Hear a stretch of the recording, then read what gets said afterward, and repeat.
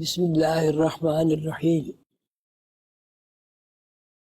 شروع کرتا ہوں اللہ کے نام سے جو رحمان اور رحیم ہے۔ معزز خواتین و حضرات، بزرگوں، دوستوں، السلام علیکم۔ لیکن میرا دل چاہتا ہے کہ میں آپ سب لوگوں سے گلے ملوں، آپ سب لوگوں سے ہاتھ ملاؤں، آپ سب لوگ کو خوش آمدید کہوں اور آپ سب لوگوں کو اپنا بھائی اپنی بہن سمجھ کر اپنا تعارف کراؤں۔ اس لیے کہ یہاں آدم و حوا کے رشتے سے سب بہن بھائی ہیں۔ اب پوچھا جائے کہ بھائی آپ کے ابا سے پہلے کون تھا؟ دادا تھے۔ دادا سے پہلے کون تھا؟ پردادا تھے۔ اسی طرح آپ پیچھے چلتے جائیں جب آپ آدم علیہ السلام پر اور اما حوا پر پہنچیں گے تو اس کے بعد فل اسٹاپ ہے، پھر آپ کسی کا نام نہیں لے سکتے۔ تو اس کا مطلب جو ہماری جو نسل چلی، ہمارا جو اصلی باپ ہے، ہماری جو اصلی ماں ہے، وہ اما حوا ہے اور ابا آدم ہے۔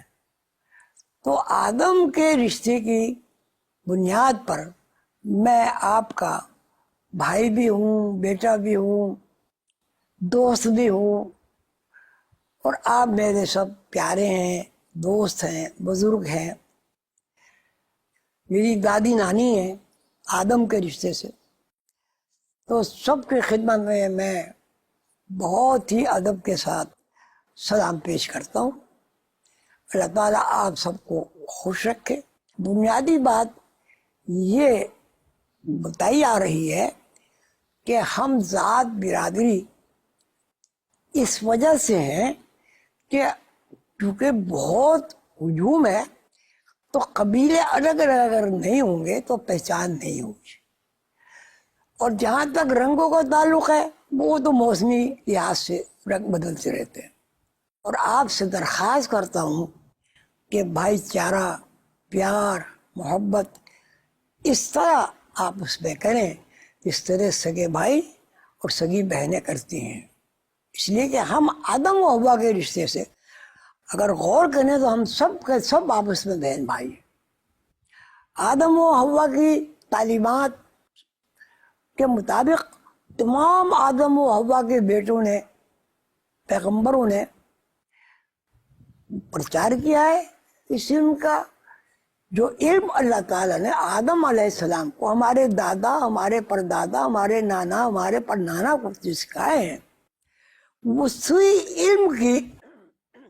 اسی علم کی تبلیغ آدم ڈے میں ہم سب کر رہے ہیں۔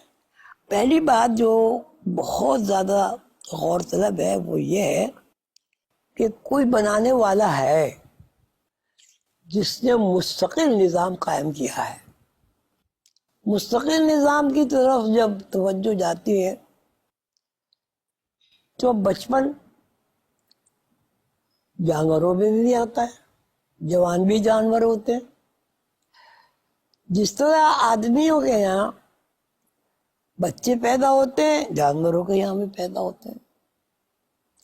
جس طرح ماں اپنے بچوں کو دودھ پلاتی ہے، اسی طرح بکری بھی اپنے بچوں کو دودھ پلاتی ہے۔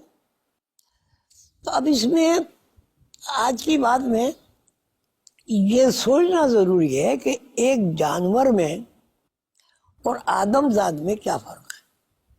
اب لازماً ہمیں آسمانی کتابوں کی رہنمائی حاصل کرنی ہوگی۔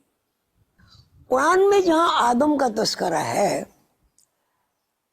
یہ دوسری آسمانی کتابوں میں بھی ہے، وہ یہ ہے کہ آدم کو اللہ تعالیٰ نے ایک علم سکھایا۔ اصل چیز یہ ہے کہ اللہ تعالیٰ آدم کے لیے کیا کہتے ہیں۔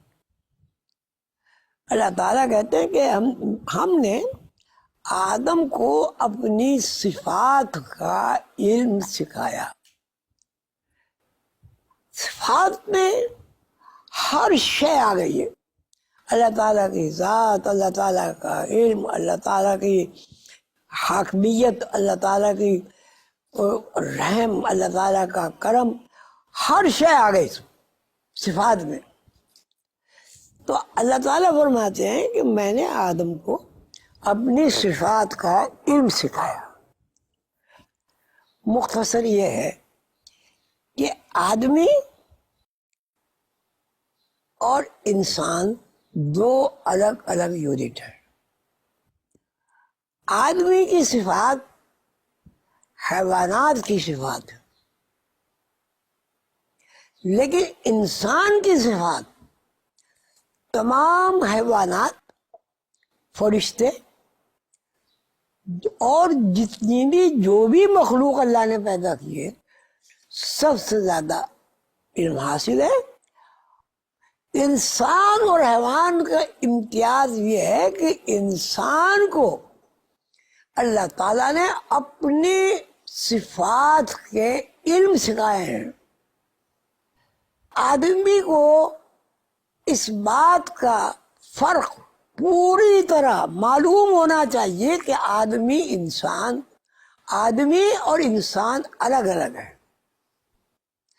چونکہ آدم ہم سب کے باپ اللہ کے علوم سیکھ چکے ہیں، اس لیے ہمارے ذہن میں وہ علوم محفوظ ہیں.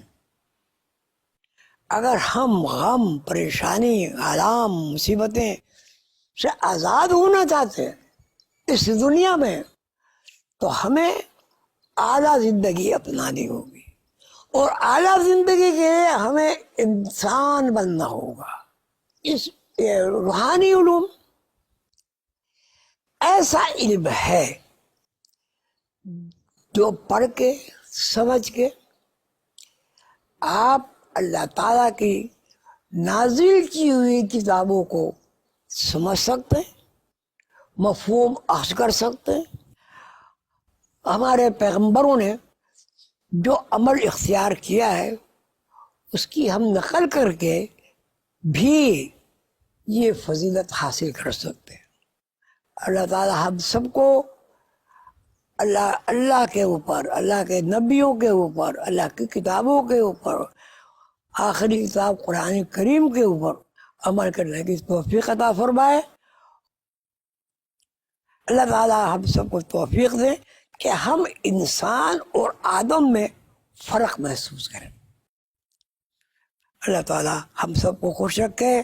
اپنے سارے بزرگوں کو میرا سلام، اور بیٹیوں کو دعا، اور بچوں کو پیار.